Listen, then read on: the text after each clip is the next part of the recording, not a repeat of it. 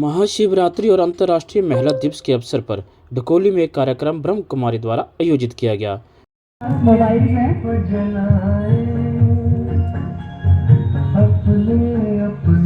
मन में शुभ संकल्पों के दीप जलाए, अपने अपने मन में जग उजियारा होगा प्रेम से।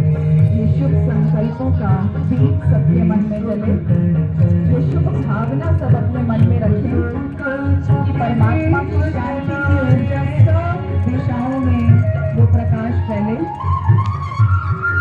सभी बहनें भी कैंडल लाइटिंग करने आए। निशा बहन, शोभिता बहन, छोटी सी बच्ची ये आज से डांस नहीं कर रही है, आज तो ये 6 साल की होगी पर संस्कार है माता ये। और कई बार हमें क्या क्या करना चाहिए और कैसे करना चाहिए वो सारे आध्यात्मिक राज आदरणीय दीदी जी अभी हमें सुनाएंगे। तो सब बहुत एकाग्रचित्त होके अभी इन वृत्तांत को सुनेंगे। सभी साथ देंगे। ओम शांति, ओम शांति। वास्तविक अर्थ क्या है? ओ ना। यानी आचरण में शांति, ओ मना उच्चारण में शांति, न मना आ जाती है। तो हम सब ओम शांति शब्द उच्चारण करते हैं, जो कि हमें तो उस परमात्मा के अवतरण की वेला को ही नाम दिया गया है शिव जयंती, शिवरात्रि। तो यहाँ पर हम अभी इस शुभारंभ तभी करते हैं कि सबसे पहले हम आपको महाशिवरात्रि की बारंबार मुबारक देते हैं। मुबारक हो, मुबारक हो, मुबारक हो। शिव पिता परमात्मा के परिचय में हम सुनते हैं कि वो अजन्मा है, वो अकर्ता है, वो अभोक्ता है, यानी वो निराकार है। सभी धर्मों के अंदर भी परमात्मा को निराकार स्वरूप में ही प्रतिमा उनकी रखी गई है। क्राइस्ट ने कहा गॉड इज लाइट, जिनको गुरु नानक देव जी ने कहा एक ओंकार। हजरत मूसा ने भी लाइट का साक्षात्कार किया। चर्च के अंदर भी कैंडल जलाते हैं, तो उनमें एक कैंडल, बड़ी कैंडल होती है जो परमात्मा की लौ का एक यादगार है कि परमात्मा प्रकाश स्वरूप है। और जिस निराकार परमात्मा की हम प्रतिमा देखते हैं, वो शिव की प्रतिमा आप सभी के सामने है। तो शिव के ऊपर, शिव की प्रतिमा के ऊपर 3 लाइनें दी जाती हैं और एक बिंदी लगाई गई है। तो इसमें परमात्मा हम किसको कहेंगे?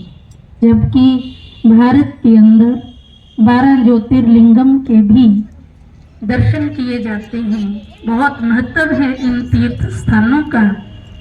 तो जरूरी है कि हम सबके जो पिता हैं वो कौन है? कहा जाता ब्रह्मा देवताय नमः, विष्णु देवताय नमः और शिव परमात्मा नमः। मैं मंच पर आमंत्रित करती हूँ हमारे समक्ष समय निकाल के हमारे बीच में पहुंचे। बहुत बहुत अभिनंदन, स्वागत है आपका। देखते हैं उनके पांव नहीं, फिर भी वो चलते हैं। तो यदि देखा जाए जितने भी धर्म पिताएं हैं, तो सबको अपना अपना शारीरिक, और वो भी तपस्या कर रहे हैं। तो इसका मतलब कि उनसे भी ऊंच शक्ति कोई है। तो वो शक्ति कौन सी है जिसे निराकार कहा गया, कि जिनका ना तो मनुष्यों जैसा शारीरिक आकार है और ना ही देवताओं जैसा शारीरिक आकार है और ना ही जीव जंतुओं जैसा है। निराकार माना कि जो इस 5 तत्वों की आकृति से परे है, तो वो परमात्मा है, पॉइंट ऑफ लाइट, और जिन्हें हम परम पिता कहते हैं। यानी है तो वो भी एक आत्मा ही, लेकिन वो परम आत्मा है। हम सब आत्माओं से श्रेष्ठ हैं, तो हम सब उस पिता परमात्मा के बच्चे हैं और वो हम सब के पिता हैं। धर्म पिता बना जा सकता है, पाप आत्मा बना जा सकता है, पुण्य आत्मा बना जा सकता है, देव आत्मा बना जा सकता है, परंतु जो परमात्मा है, ये उपाधि उस परमात्मा के पास ही है। परम आत्मा हम कभी नहीं बन सकते। क्यों? क्योंकि वो हमारा पिता है और हम सब उनके बच्चे हैं। हम सब जन्म मरण के चक्र में आते हैं और वो परमात्मा जन्म मरण से रहित है। अगर वो भी हमारी भांति जन्म मरण में आ जाता, तो आज मनुष्य आत्माओं को रोगों से मुक्त कौन करता, गरीबी से मुक्त कौन करता, घर की अनेक समस्याओं से मुक्त कौन करता। तो जरूरी है कि वही मुक्त कर सकता है जो स्वयं मुक्त है। इसीलिए उनको मुक्तिदाता कहा गया। इसीलिए राम जी ने भी परमात्मा शिव की पूजा की, जिसे हम कहते हैं रामेश्वरम। मक्का के अंदर भी जो पूजा की जाती है, वो भी काबा का पवित्र पत्थर बताते हैं कि वो कहीं से गिरा था, तो उस टाइम वो वाइट कलर का पत्थर होता था, लेकिन आज वो अनेकों के पाप चूसते ब्लैक कलर का वो काबा का पत्थर बन गया है। तो कहने का भाव कि मक्का के अंदर भी एक गोलाकार चिन्ह है कि जिसको वो लोग चूमते हैं। तो हम सबके जो स्रोत हैं वो हैं परमात्मा शिव निराकार। तो शिव का वास्तविक अर्थ क्या है? वो कल्याणकारी है। इसीलिए कहते हैं कि सत्यम शिवम सुंदरम। अविनाशी चीज को सत्यम कहा गया। कल्याणकारी है, निस्वार्थ, इसलिए उन्हें शिवम सदैव नाम है। सुंदरम माने एवर प्योर, जो कभी भी इम्प्योर नहीं बनते। तो वो परमात्मा है पॉइंट ऑफ लाइट, जिन्हें इस विद्यालय के अंदर शिव बाबा कहा जाता है। और शंकर जी तपस्या जिनके आगे बैठे कर रहे हैं, तो वो भी एक अपनी स्टेबिलिटी को, एक निडरता का प्रतीक है। और गले में सर्प और मालाएं शंकर जी के पड़ी हुई हैं, जो कि एक विषय विकारों की दुनिया में रहते हुए जिन्होंने अपने जीवन को 5 विकारों से निर्लिप्त रखा और त्रिनेत्री, त्रिकालदर्शी, और परमात्मा शिव के ऊपर बेर क्यों चढ़ाते हैं, है ना? तो बेर चढ़ाने का वास्तविक अर्थ है कि आत्मा परमात्मा से ये प्रण करती है, हे ईश्वर, मैं आपकी संतान बन चुकी हूँ। आज के बाद मैं किसी से भी वैर विरोध नहीं रखूंगी। लेकिन हमने क्या किया? अकेले बेर चढ़ा दिए और वैर विरोध अपने पास ही रख लिया। कच्ची लस्सी मिलावट के संस्कारों का प्रतीक थी। हमने सिर्फ कच्ची लस्सी चढ़ा दी, परंतु मिलावट के संस्कारों को नहीं चढ़ा पाए। और बिलपत्र क्यों चढ़ा दिए कि हे ईश्वर, मन, बुद्धि और संस्कारों सहित मैं आत्मा आप पर समर्पित हूँ, यानी आपकी हूँ।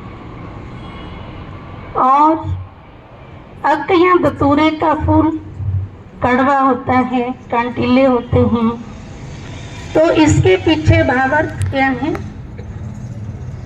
कि इस फूल को हम और देवताओं पर नहीं चढ़ा सकते, परंतु परमात्मा शिव इसे बहुत हर्ष से स्वीकार करते हैं। तो यानी इंसान के जो घटिया विचार हैं उनको आत्मा परम आत्मा पर अर्पण करती है कि हे प्रभु, मैं घटिया से घटिया विचारों को भी आप पर अर्पित करती हूँ। आज के बाद किसी से भी नफरत नहीं करूँगी, घटिया विचार पैदा नहीं करूँगी। तो ये चढ़ाने का प्रतीक ये बुराइयां थी।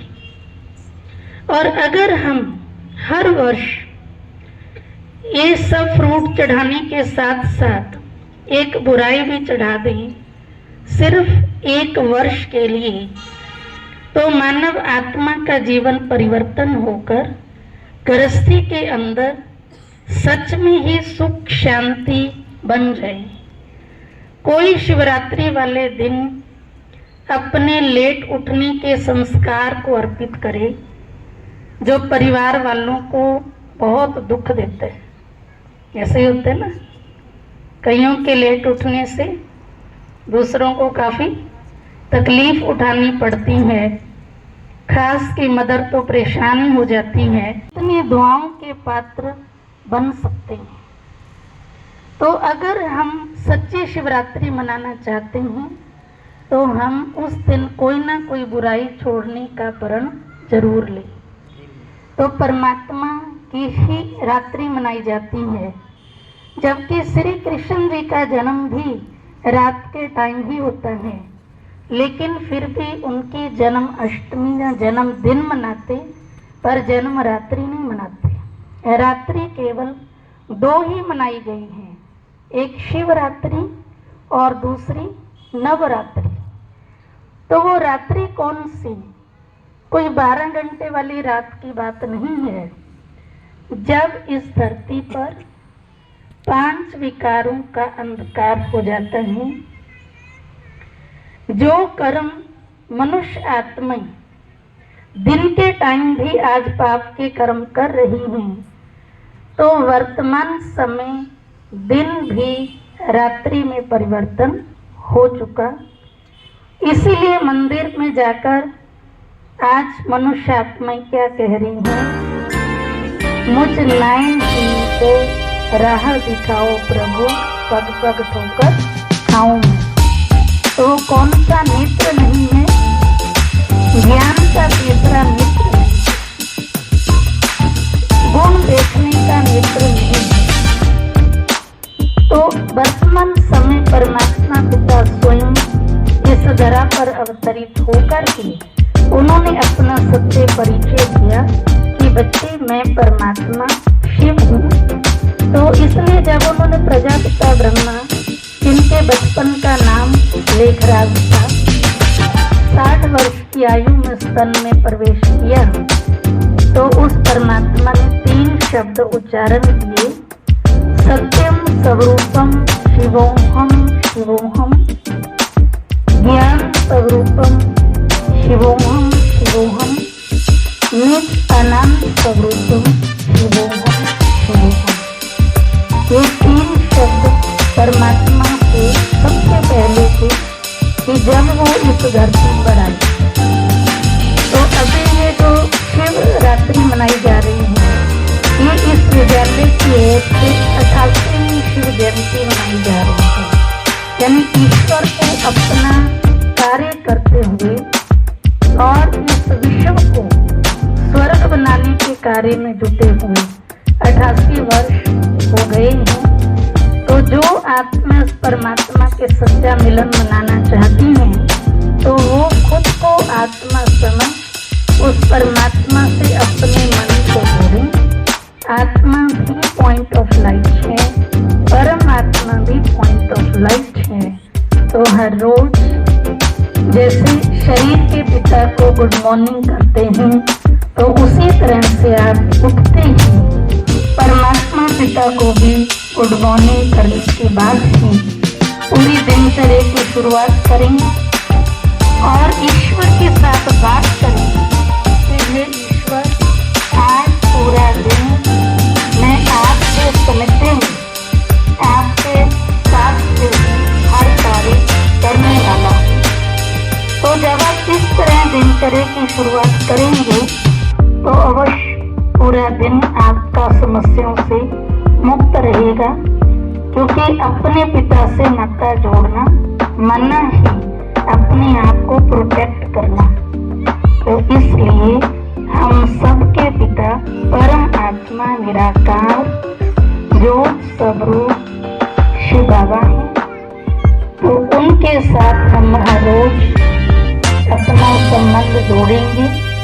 ये भी हम पढ़ लें बातें थी, जितना हम बातों का अभ्यास करते जाएं।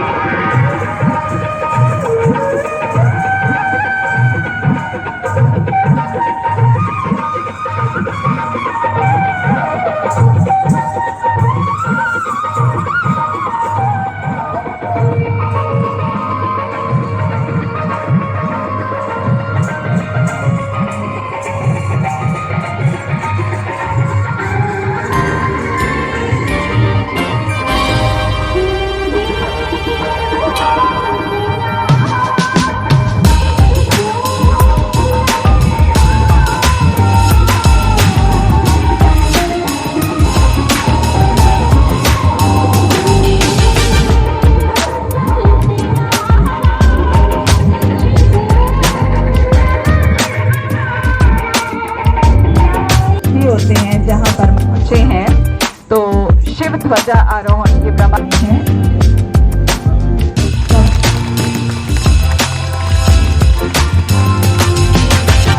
इस परमात्मा के प्रकाश को महसूस करें। हे परमपिता परमात्मा, आपका दिव्य ज्ञान हम चारों दिशाओं में फैलाता हुआ अनुभव कर रहे हैं। आपके ज्ञान की खुशबू चारों तरफ फैले। परमात्मा का सत्य ज्ञान चारों दिशाओं में फैले।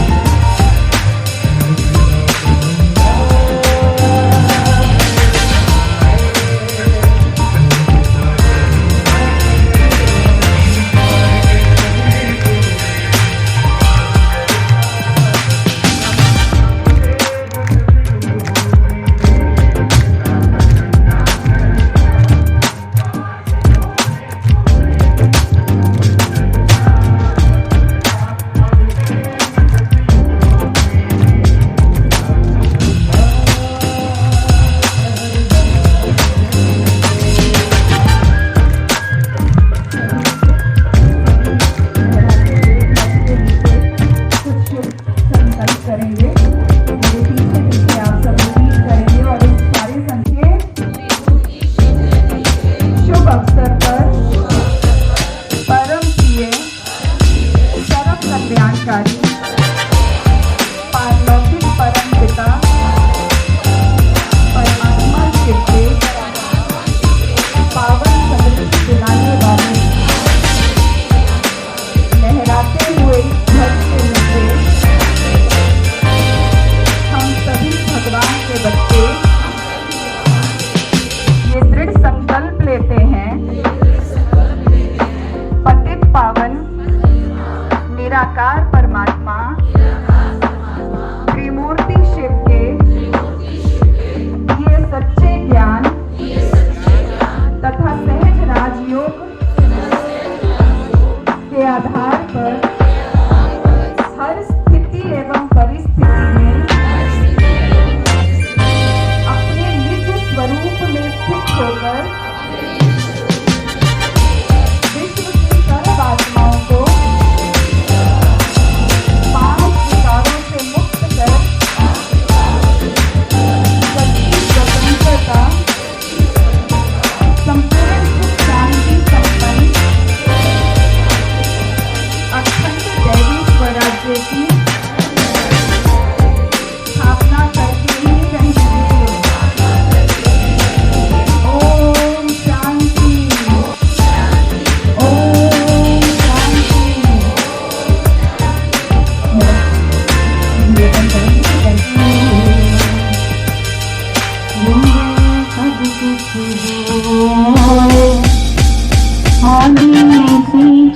सो घड़ा ऋतुआए फल होए। ओम शांति। आप सबको आज के शुभ दिन की महाशिवरात्रि की बहुत बहुत शुभकामनाएं।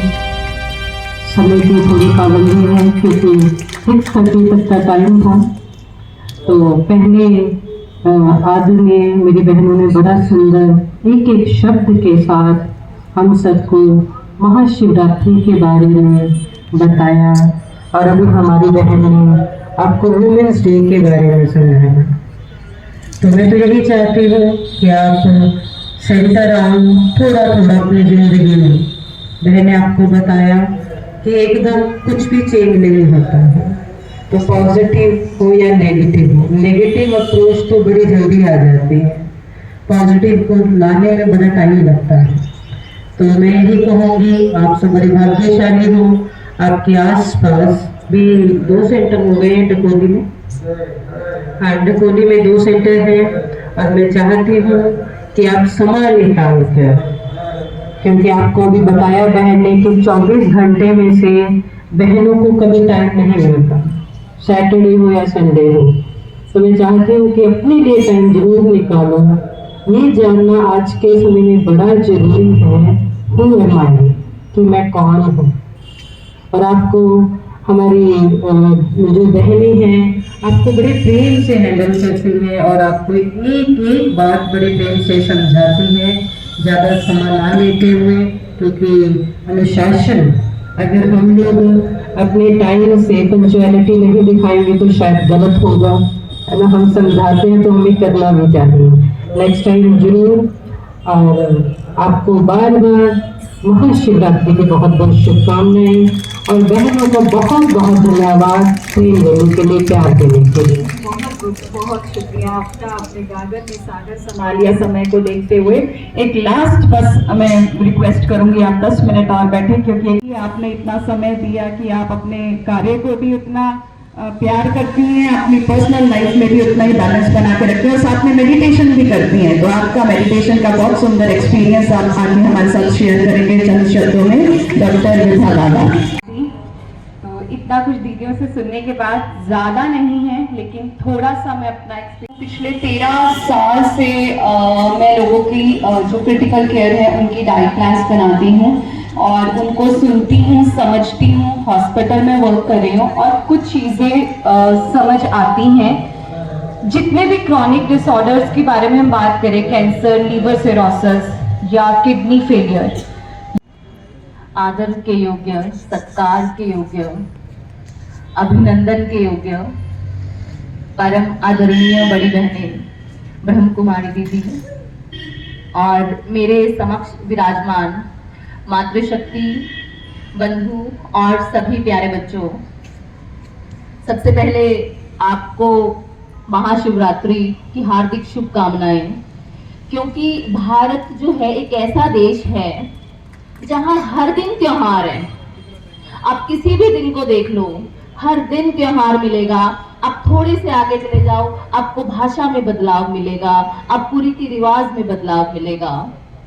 इसलिए आप सबको पहले तो महाशिवरात्रि की शुभकामनाएं और उसके साथ ही जिनसे हमारे दिन की शुरुआत होती है या हमारे दिन का समापन होता है, महिला दिवस, जो कि अंतर्राष्ट्रीय महिला दिवस है, उसकी बहुत बहुत शुभकामनाएं।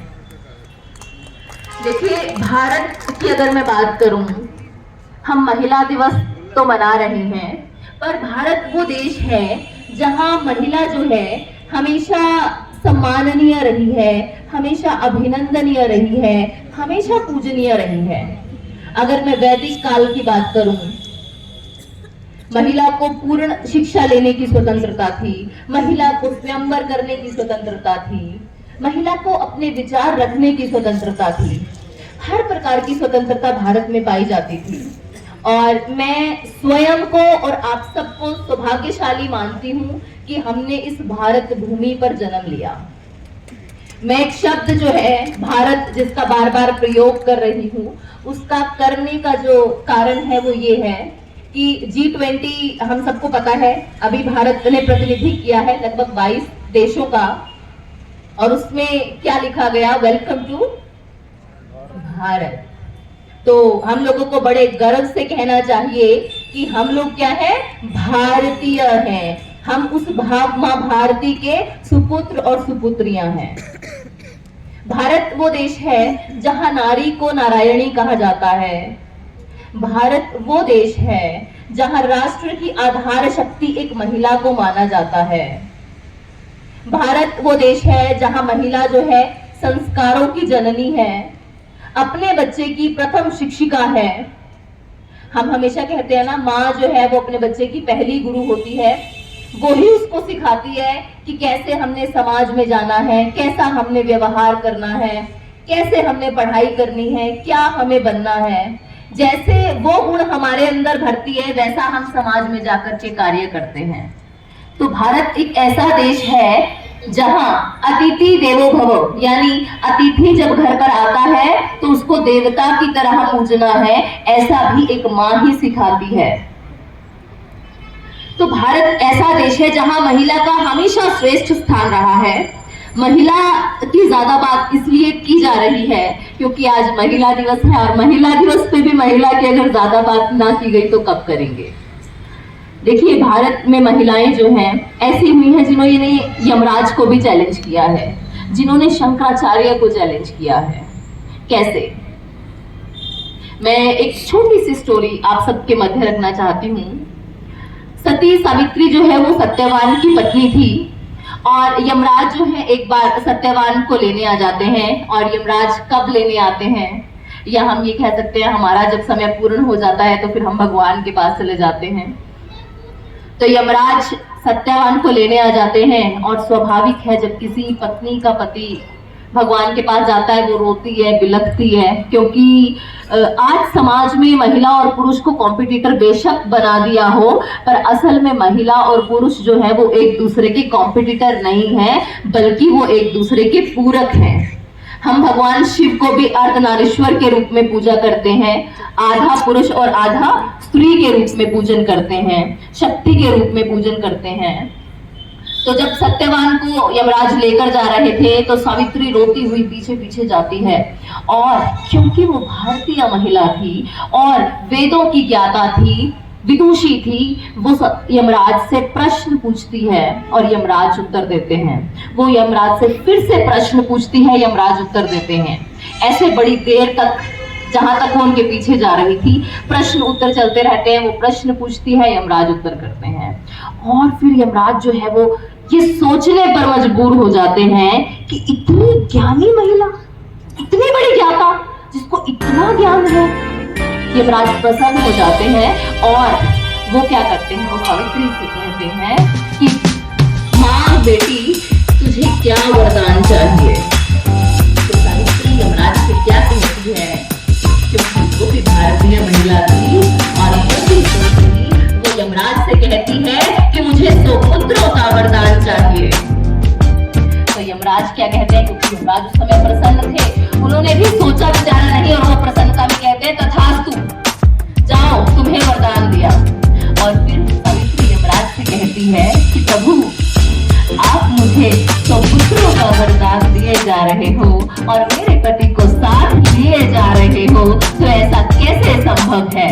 तो भारतीय महिला इतनी सगुण हुई है, इतनी सबल हुई है, जिन्होंने यमराज को भी अपने आगे झुकने के लिए मजबूर कर दिया था। तो ऐसी है हमारी भारतीय महिला, जो घर भी चलाती है और समाज भी चलाती है।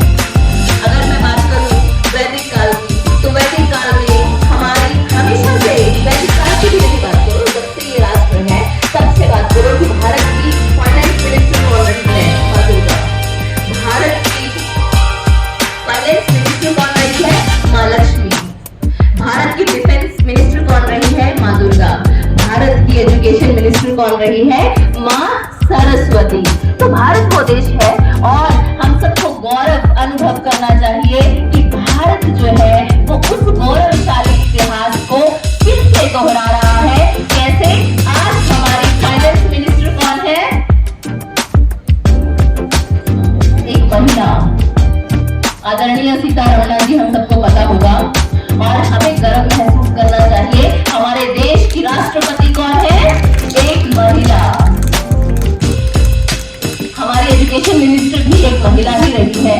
आजकल वो चाइल्ड और वुमेन डिपार्टमेंट जो है वो देखती है। तो भारत अपना इतिहास फिर से दोहरा रहा है और मेरा ये मानना है कि ये ईश्वरीय कार्य जो है, ये राष्ट्र के लिए कार्य जो है, जब हम करते हैं, जैसे अगर मैं बात करूँ जिस मंच पर आज मैं बैठी हूँ या जिस बैनर के नीचे मैं बैठी हूँ, ऐसे जो बहनें हैं जो राष्ट्र के लिए, इस समाज के लिए अपना पूरा समय दे देती हैं, परिवार के साथ नहीं रहती, राष्ट्र के लिए तप करती हैं, मेडिटेशन करती हैं और उस ईश्वर से प्रार्थना करती हैं कि हमारा जो राष्ट्र है, हमारा जो भारत है, वो फिर से अखंड भारत बने और फिर से वो परम वैभव को प्राप्त करे। तो मैं ऐसी देवियों को नमन करती हूँ और मैं खुद को इतना सौभाग्यशाली समझती हूँ। मैंने सच में स्वप्न में भी नहीं सोचा था कि मैं इनके बराबर बैठ सकती हूँ और मैं कभी खुद को सोचूंगी भी नहीं। क्यों? क्योंकि हम तो गृहस्थ हैं और हम घर में भी रहते हैं और हम बाहर भी जाते हैं। बहुत बड़ा और विशाल हृदय चाहिए ऐसे निर्णय के लिए कि हम जो है समाज के लिए कार्य करेंगे, इस राष्ट्र के लिए कार्य करेंगे। एक श्लोक के साथ है अपनी वाणी की विराम देती हूँ। देश रक्षा परम पुण्यम, देश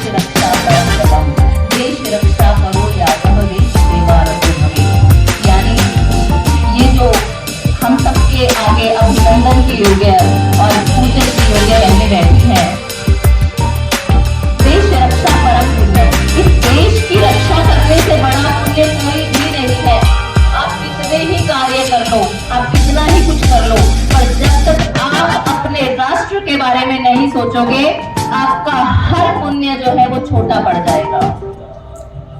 देश रक्षा परम पुण्यम, देश रक्षा परो याग। ये इतना बड़ा यज्ञ है, इसमें जितनी आहुतियां आप डालोगे उतनी ही कम है। जितनी आप इस राष्ट्र की सेवा करोगे उतना ही कम है। तो अपने आप को इस सेवा में रत कर दीजिए। मैं ये मानती हूँ, क्योंकि मैं भी एक गृहिणी हूँ और हर विमेन जो है वर्किंग विमेन है। हमें पता है ना, हमारे जो पतिदेव वर्किंग मेल्स जो हैं उनकी तो छुट्टी भी होती है। जो गवर्नमेंट जॉब करते हैं उनकी सैटरडे संडे ऑफ होता है, जो प्राइवेट जॉब करते हैं उनका संडे ऑफ होता है। पर क्या कभी आपका ऑफ होता है क्या? नहीं ना।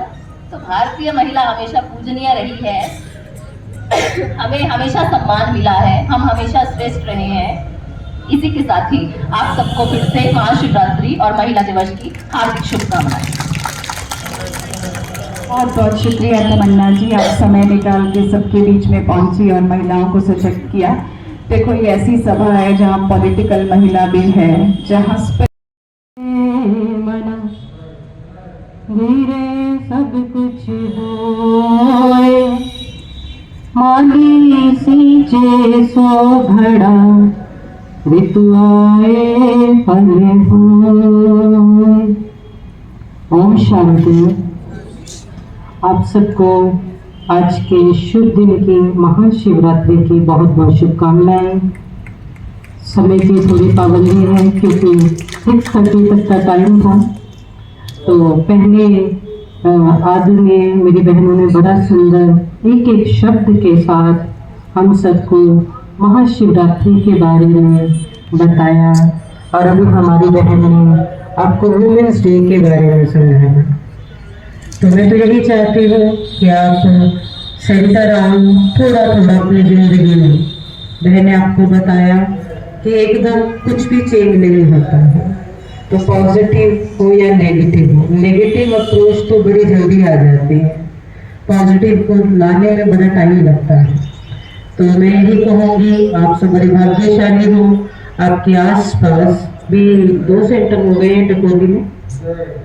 हाँ, डकोली में 2 सेंटर हैं और मैं चाहती हूँ कि आप समय निकाल कर, क्योंकि आपको भी बताया बहन ने कि 24 घंटे में से बहनों को कभी टाइम नहीं मिलता, सैटरडे हो या संडे हो। तो मैं चाहती हूँ कि अपने लिए टाइम जरूर निकालो। ये जानना आज के समय में बड़ा जरूरी है कि मैं कौन हूँ। और आपको हमारी जो बहनें हैं आपको बड़े प्रेम से हैंडल करती हैं और आपको एक एक बात बड़े प्रेम से समझाती हैं, ज़्यादा समय ना लेते हुए। क्योंकि अनुशासन, अगर हम लोग अपने टाइम से पंक्चुअलिटी नहीं दिखाएंगे तो शायद गलत होगा, है ना। हम समझाते हैं तो हमें करना भी चाहिए। नेक्स्ट टाइम जरूर। और आपको बार बार महाशिवरात्रि की बहुत बहुत शुभकामनाएं और बहनों को बहुत बहुत धन्यवाद प्रेम देने के लिए, प्यार देने के लिए। बहुत शुक्रिया आपका। आपने गागर में सागर संभाल लिया समय को देखते हुए। एक लास्ट बस मैं रिक्वेस्ट करूंगी, आप 10 मिनट और बैठे, क्योंकि पिछले 13 साल से मैं लोगों की जो क्रिटिकल केयर है उनकी डाइट प्लान्स बनाती हूँ और उनको सुनती हूँ, समझती हूँ। हॉस्पिटल में वर्क कर रही हूँ और कुछ चीज़ें समझ आती हैं। जितने भी क्रॉनिक डिसऑर्डर्स के बारे में हम बात करें, कैंसर, लीवर सिरोसिस या किडनी फेलियर,